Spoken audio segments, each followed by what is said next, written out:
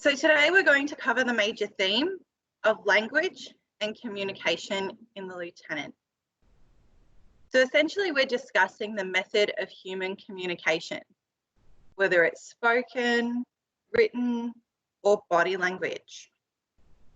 Now, language is initially a barrier for Rooke's social development amongst his own people. So we know that Rooke's, language in terms of math and science, he finds that a real trouble to his communications with other young people in his life. Later in his life, there's the development of his relationship with Tagaran, and this is completely based around communication. So two people who don't actually share the same language, still being able to communicate and learn from each other.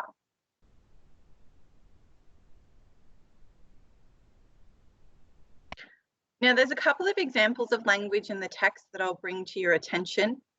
There are several more on top of this. So one thing that you could talk about is very early on in the text when Rooke goes to Antigua for the first time with the Marines. So Rooke draws similarities between himself and the natives, particularly their use of sound to communicate. While they're not speaking English, he still has this idea that language is the source of one human being connecting with another. And he sees these Antiguan people as people first, and people of colour second, despite the fact that they are not English and they do not speak English. Now we see Rooke when he travels to New South Wales.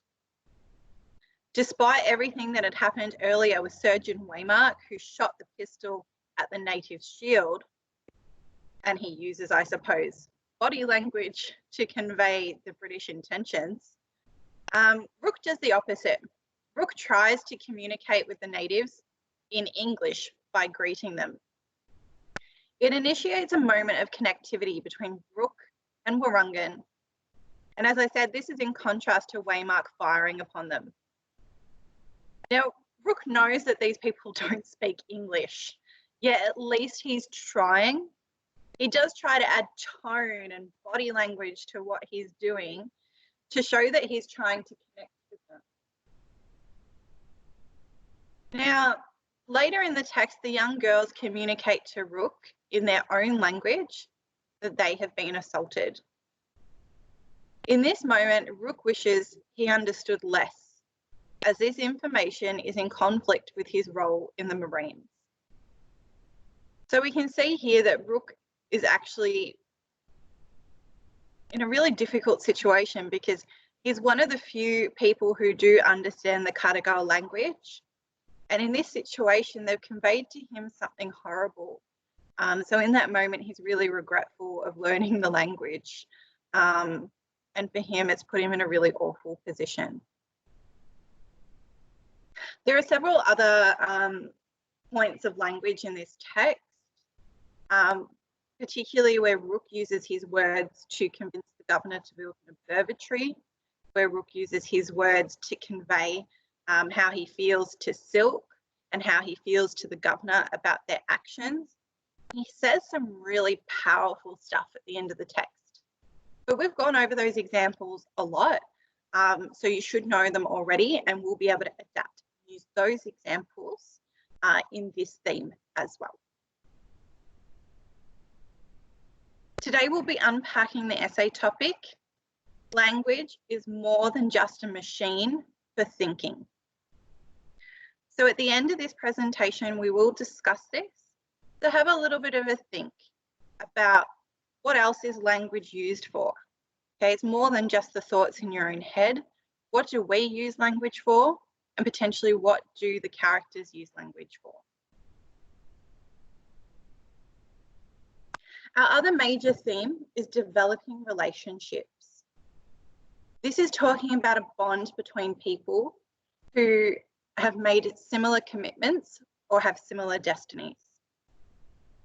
Now, people who have a relationship have common interests, values, or shared challenges. But also there are negative relationships, and relationships change over the period of time as well. I'm sure all of us can think of maybe a friend or someone in our lives who we were really close to at one point, and that has drifted apart over time because those people change. Or likewise, it could be the opposite, that someone who you've been distant from that you grow closer to. And we see that with these characters in this text as well, that relationships aren't static. In fact, they are very fluid. So in terms of supporting evidence around relationships, the shared experience of Rooke and Silk observing the death of Private Truby, this forges a bond and commonality which leads them to New South Wales. This bond later breaks down as their views, values, and experiences change. So I really do think that Silk and Rooke's relationship is one that everyone should look at, because it is something that changes over time.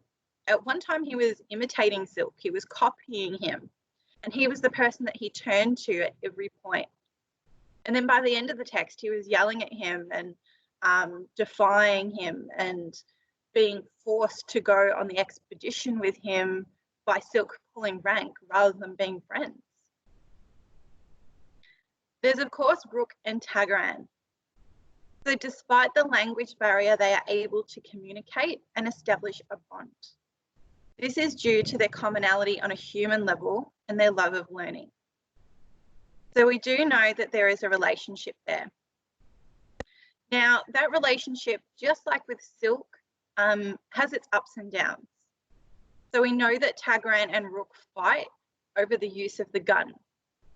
Despite having their first argument, though, and Rooke had those feelings that the bond was damaged, he does return with loyalty and trust when he does tell Tagaran about the impending attack on her people. So we see that relationship grow close, fall apart a little bit, yet come back together. And then also we have Rooke and the other natives, particularly this one moment where Rooke shares his hut with some of the native girls. Now, something that I really had to put forward last year because there was a bit of confusion was that this was, yes, an intimate moment, but it was a moment about being a family. It was a shared space of love, learning, and trust. It wasn't about a sexual relationship with the girls. Okay? It was more like a family bond. He saw them like his sister. This particular essay question will focus on Rooke and Tagaran. And so how do Rooke's conversations with Tagaran change his view of the world and his place in it? So in this question, we would have to consider what Tagaran teaches Rooke and why that changes him. Okay, what type of views have been changed? His view on the Marines, his views on people of colour, his view on language and the world and astronomy. We'll have to have a look at all of those things and how that actually changes Rooke's place in the world. Because at this stage in the text, he thought his place was in New South Wales.